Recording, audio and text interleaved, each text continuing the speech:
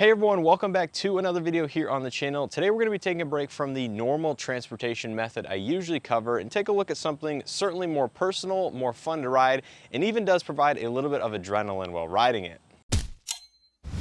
So the scooter beside me is the Gotrax GX1, and Gotrax was actually kind enough to send this scooter out for me to test and review for all of you guys who watch the channel. So huge thanks to them for sending out the GX1 for me to experience firsthand what electric scooters and some of this newer technology actually has to offer.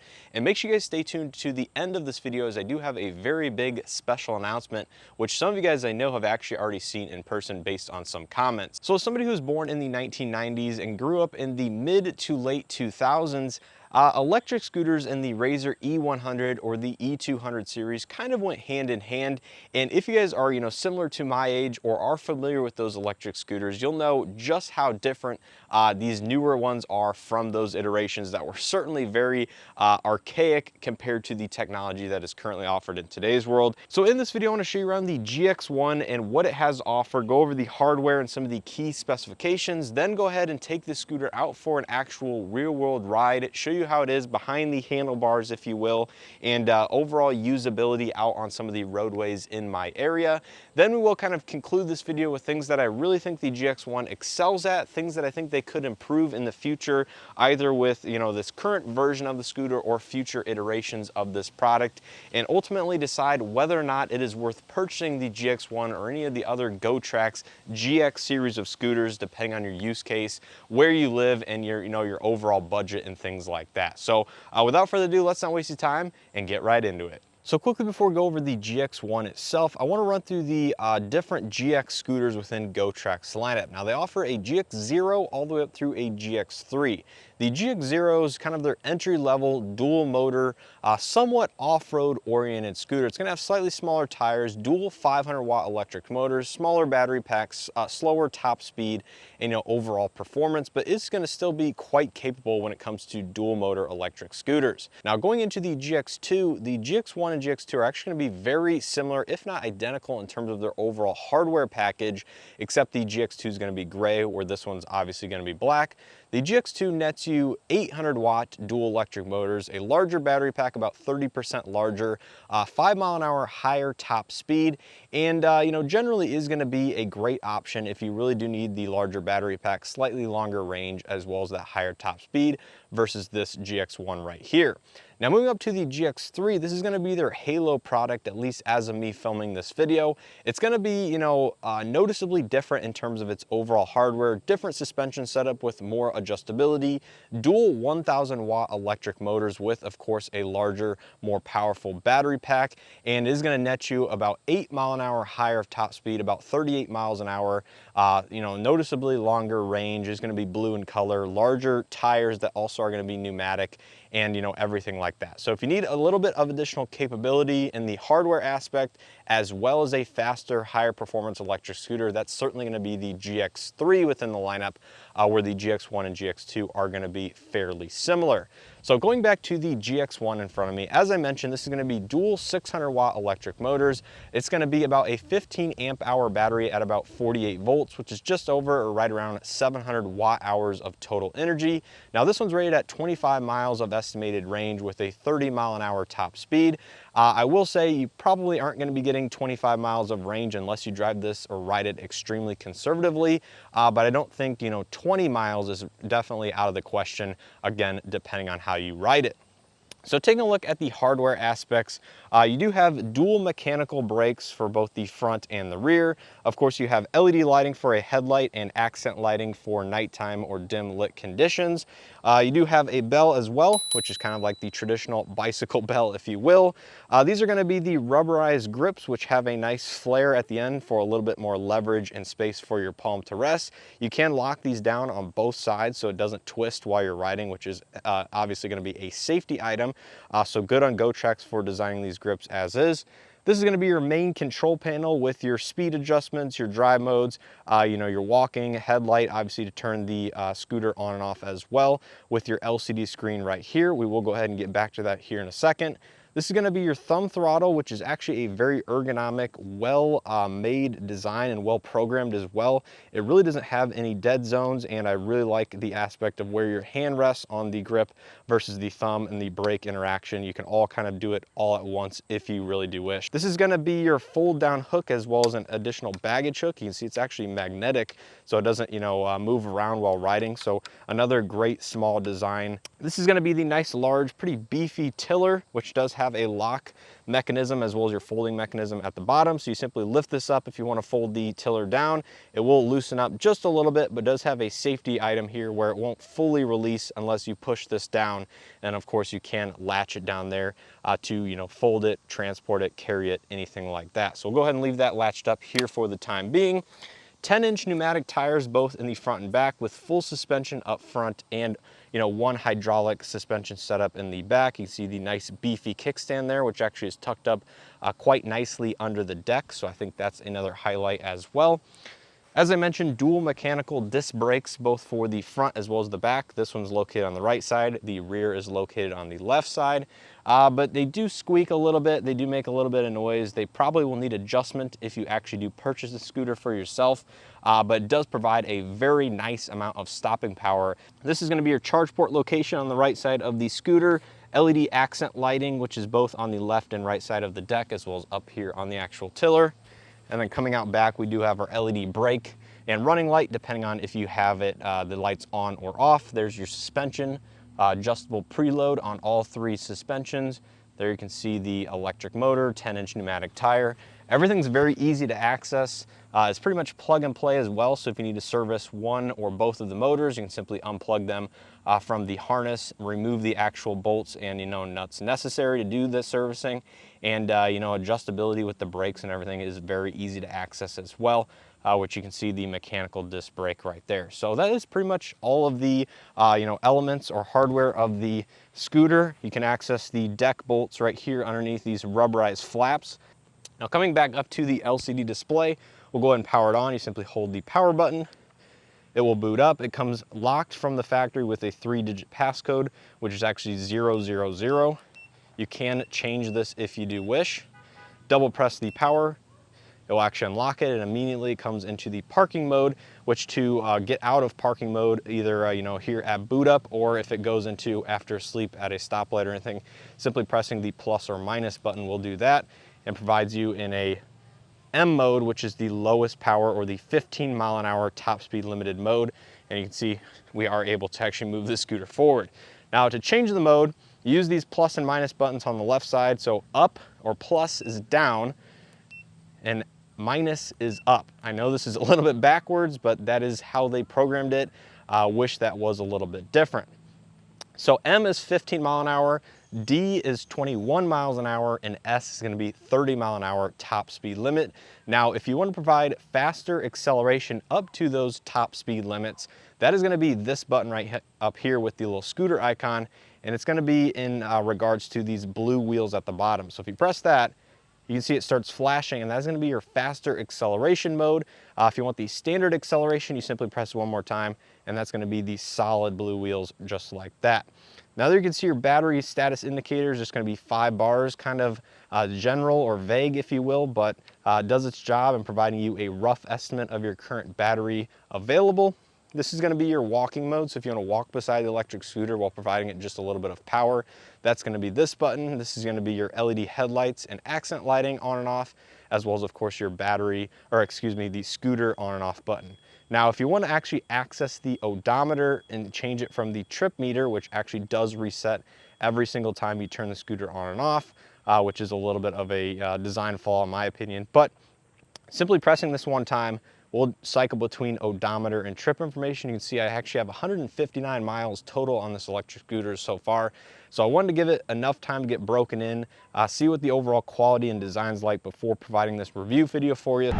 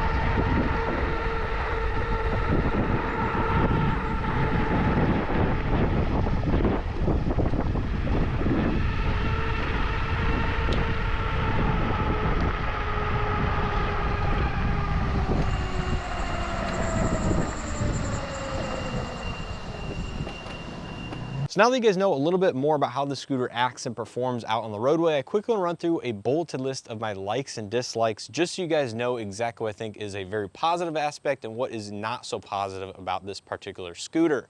Now, number one, starting with my likes, the acceleration and the modes that you have available for the top speed, as well as that acceleration to get you up to that top speed, I think is very good and implemented very well. Now, like I said, it does have 15, 21, and 30 mile an hour top speeds depending on the mode, and then you have that boost acceleration, which essentially gets you up to those top speeds quicker. I think 30 miles an hour paired to that boost functionality when needed is very robust for a scooter in this price point. And even though you're not going to get the full range at that top speed and or using that boost acceleration, I think even getting roughly 15 miles using that faster acceleration is pretty robust, pretty good for the average user. I think most people will be satisfied with the top speed and or acceleration for their use case. Now, in my area, with the speed limits the way they are being, up to about 35 miles an hour and even higher in some cases, it wouldn't hurt to have an extra 5 to 10 miles of top speed, but I think 30 actually makes me feel comfortable out on most roadways, at least if you're paying attention, are aware of your surroundings.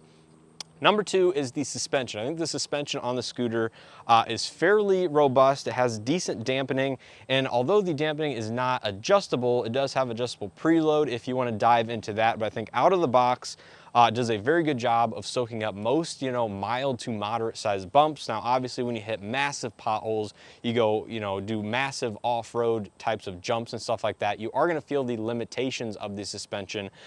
Paired to the pneumatic tires, the full suspension on the scooter, and the amount of travel it has, I think this is a highlight, especially for Midwestern roads, which are not in the best condition.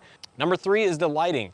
I think the lighting, both in terms of the accent lighting and the headlamp, are actually fairly usable. Now, the headlamp at night is adjustable, so you can adjust the beam up and down as you see fit. I think it's adequate. Now, could it be better? Sure. I think if you're riding this at night, you're most likely not going to be doing it all the time. So I think not needing all that lighting all the time is one thing to consider. But if you do find yourself out near dark or dusk, or even after dark, the lighting is a pretty good deal. It does a good job of illuminating you to present you to other drivers out on the roadway. And then with the flashing brake light, obviously with the mechanical disc brakes, and then the headlamp, I think all around it does a pretty good job. And I would say that's more of a positive rather than a negative aspect. Another like is the thumb throttle. I think the thumb throttle on the scooter is absolutely fantastic. The way it's designed ergonomically, the way it functions, the sensitivity, all the programming. Thumb throttle is very good. I like this better than a twist type throttle. I haven't really used any other types of electric scooters quite yet, but I know that some use thumb throttles, some use different types of lever throttles, and I think this one, just the way it's shaped, the way it's textured, the way it's programmed, works very well. 2-year warranty on this electric scooter. This is actually something that changed after the launch of the GX1, if I'm not mistaken, is it came, I think, from the factory with a 1-year warranty, and Gotrax actually upped that to 2 years, and I believe that was also retroactive to anybody who bought this before they did update their warranty policy. So if you're buying this scooter, you have a 2-year warranty out of the box, which I think is, adequate. It's not class leading by any means, but I think for what you're getting and, all that, and depending on how much you use it, 2 years is fairly respectable, and it's good on Gotrax for updating and revising that and doubling their warranty time. I think the deck size and the platform is, a pretty good usable size as a whole. Now, compared to other scooters and some of the videos I've seen, people say it's a little bit on the smaller side, but I think personally it's about adequate what I would expect for a scooter like this. It's plenty wide, so if you want to put both feet on it, you can do that. You can even stagger your feet using the backrest portion, and you will want to use that backrest portion depending on the type of riding you are doing. If you're doing either hard braking or hard acceleration, that gives you a lot of good leverage and support. But I think the platform size is very good on the GX1. And then finally, we have the design. I think the design and aesthetics, especially finished in black, looks fantastic. I don't absolutely love the white lettering on the tiller portion, but all things considered, I think it's a very attractive looking scooter. It looks very robust. It actually looks probably a little bit more expensive than it actually is in comparison to some of the other competitors out there. Build quality is pretty good, pretty solid overall, though there has been some things which I noted either earlier on in this video or I will in a second that haven't been extremely confidence inspiring, but I think I have been able to resolve all but at least one of those issues, which may or may not be directly related to Gotrax. So now getting into the dislikes with the GX1s, or hopefully things they can improve. Number one is pretty much something that everybody mentions in their video, and that's just gonna be the squeaky brakes. These things are crazy loud out of the box when you first use them. Now I have done some adjustments on both calipers to try to alleviate some of the squeaking, and I've got the rear one dialed in actually pretty good. It doesn't give me too much noise, but the front one is still being problematic, and I have not been able to eliminate a lot of that squeaking out of the front. So do keep that in mind. These are noisy brakes. You can change out the pads and or calipers if you do want to dive into that, but I don't think the average person buying the scooter is either mechanically inclined enough to do it or doesn't just want to deal with it, just wants, working, functioning, hopefully a little bit quieter brakes as a whole. So do keep that in mind. While using the scooters, the brakes are going to be quite loud for the most part. Next up, we have the wobbly front tire. Now, this is something that I've been kind of dealing with Gotrax support and hopefully resolving before creating this review. But unfortunately, I was not able to do that because I'm not mechanically inclined enough or don't feel comfortable enough to do it here myself. And obviously that's something that I'm gonna have to pay for if I do want it completely 100% resolved. So essentially with this scooter, out of the box, the front tire in specific has been causing vibrations and is, kind of off balance or out of round, if you will. So when riding, definitely at certain speeds and different air pressures of the tire, you feel it a little bit more, and it's, enough to get the handlebars shaking just a little bit and doesn't make you feel the most confidence inspired while riding. It doesn't seem to affect the safety or handling necessarily. But I will say, at higher speeds, you don't want tires being wobbly or out of round because vibrations and stuff like that means the tire might not be making 100% contact with the pavement which you're riding, at least at all times. So I would like that resolved eventually. A little bit unfortunate that when you're buying a scooter like this, it doesn't come out of the box at least properly, either balanced and or with a quality tire. Now they did send out some replacement tires in which I attempted to replace the tire myself, but like I said, after I got the wheel actually off the scooter and was actually trying to pry the old one off, I realized that this is gonna take probably a bike shop to do it with some of the right tools and equipment, and I really did not feel comfortable. Despite me being fairly mechanically inclined, I do a lot of automotive stuff, I just did not feel confident in changing that tire myself. Number three is the tiller creaking noise. Now, I actually did a little bit of research on this because after about 70, 80, 90 miles, something like that, the tiller actually started creaking, which what sounded like down here by the locking mechanism. I wasn't the only one to experience this. I did find a couple other instances of people mentioning that online, and I did two things which seemed to either make it better or completely make it go away. Now, this locking mechanism actually has an adjustment via an Allen key down there. You can actually tighten and loosen it within a little bit of, tolerance. So basically it latches down a little bit tighter if you tighten it and or loosen it up. You can make it a little bit looser. Not sure why you'd want to do that, but I made it a little bit tighter, or what seemed to be a little bit tighter, and it seemed to make it either go away completely or make it go away majority of the time. So that creaking noise, again, is something that might be to be expected because as that latch does wear in and you use it over time, it does kind of, lose a little bit of its tightness, which is why they do provide a little bit of adjustment for you down there. So do keep that in mind, as that's a small issue you might have to address after the scooter does break in over a period of time. But I appear to make it resolve it, entirely. So anymore, I don't think that's a real issue.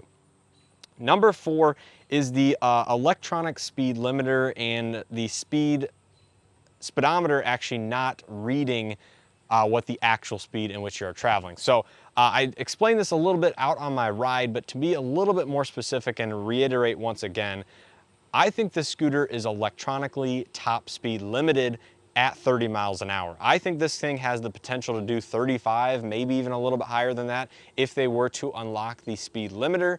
I'm not exactly sure how they're limiting the speed, if they're going off the speedometer itself, if there's additional hardware and programming inside.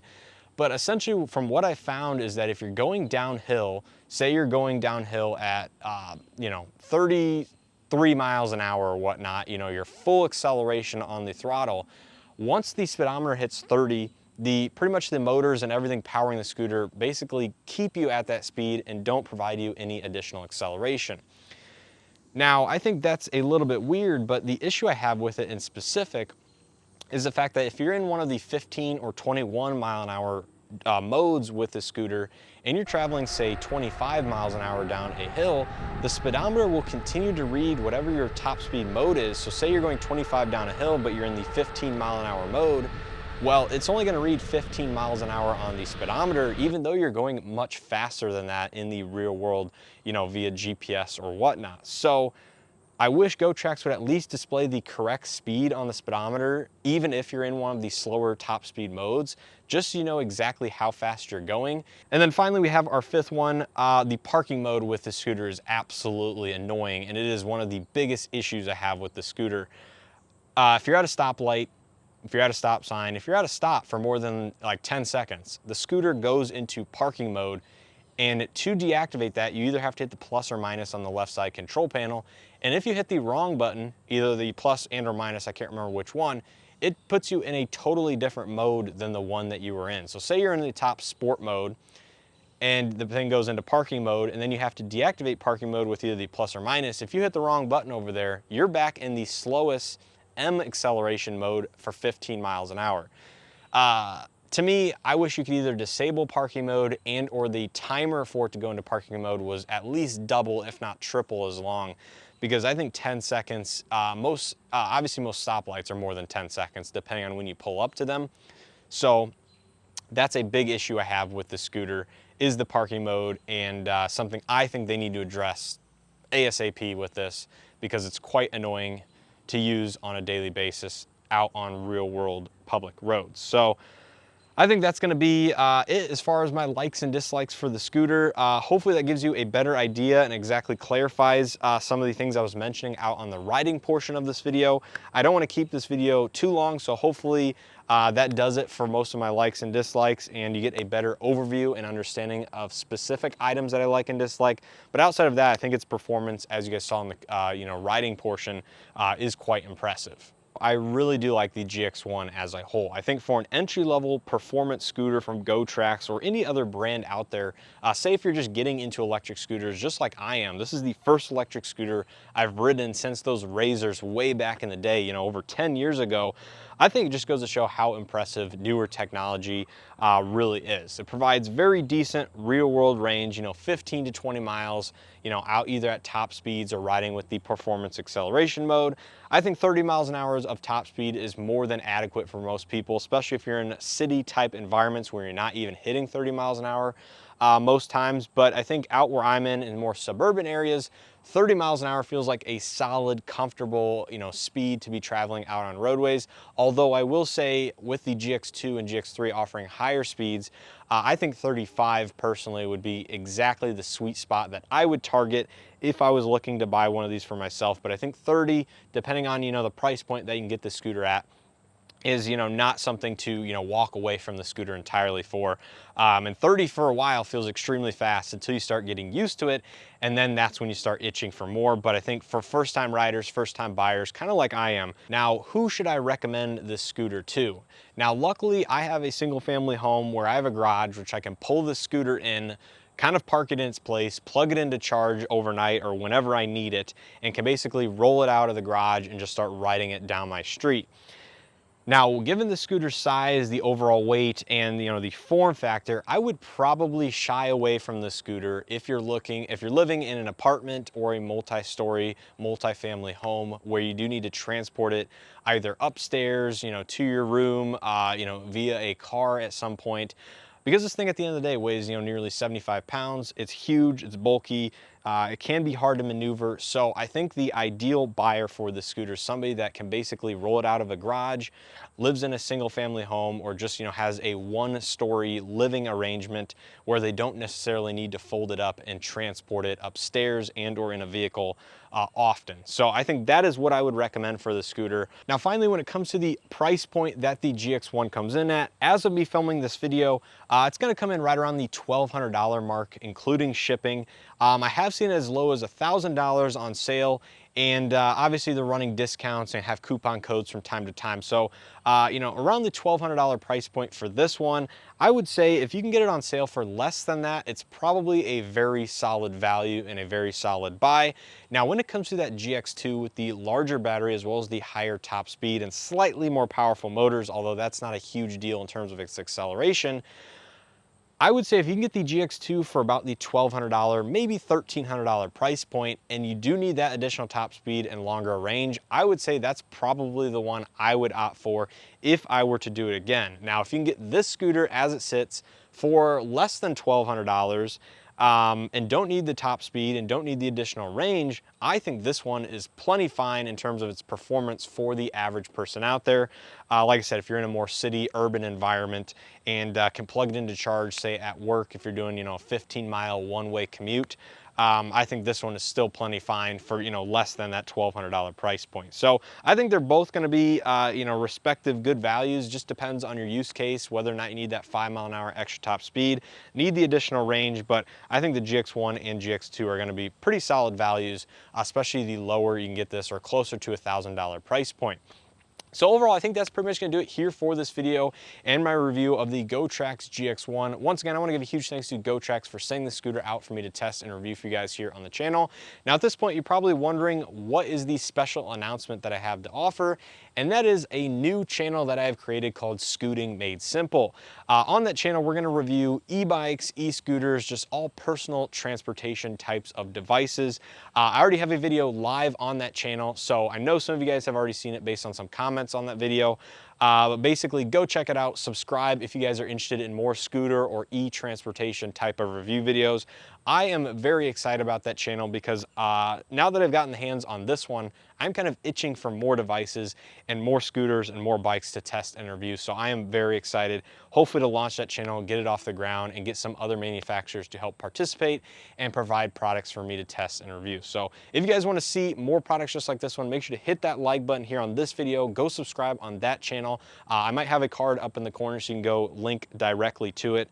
But you know, I just want to give a huge thanks to Gotrax for providing this one and really opening my eyes of what e-transportation currently has to offer. So with all that information in mind, let me know what you guys think of the GX1. Do you own a Gotrax product? Do you own an electric scooter in general, or even an e-bike? And what are your overall thoughts on electric transportation in general?